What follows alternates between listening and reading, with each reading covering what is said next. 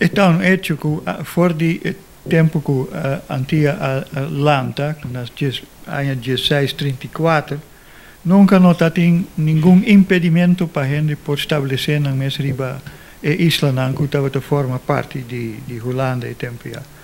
Então, for de 1954 também estava assim, até no momento que Aruba na ano 86 decidi de pone fronteira, então gente não, dus pessoas não, de outra isla realmente não estava welcome, a menos que não tenha permit de estadia, of in caso aqui verklaring van rechtswege toelating, dus admission, palei, pero com que babini é permit.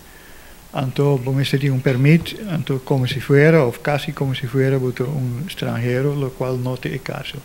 Estava erro de Aruba, de tempo já, pero Aruba agora aqui está bom parar e Supia e Corsau e Sint Maarten também, que não é necessário mais para nos protegermos mesmo contra gente de outra isla.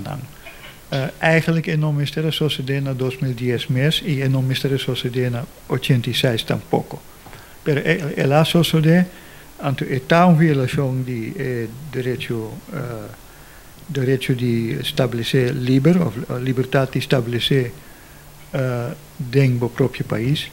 Então, é não porta possível que gente, maneira a pessoa dentro caso aqui, agora penalizar, ela tem boete de 2.500 para sobre ela viva dentro do seu próprio país. E sai realmente o qual que ela faz. Ela viva em parte de reino holandês que chama Bonaire, sempre estava a por vir aqui livremente e não há nenhum gente, nada, e não há pedido onderstand, nem nada, ela traz gente decente, agora aqui, de repente, está boete para sobre ela queda aqui ilegalmente, realmente dentro do seu próprio país. Porque o país que nós todos vivemos dentro, chama reino holandês.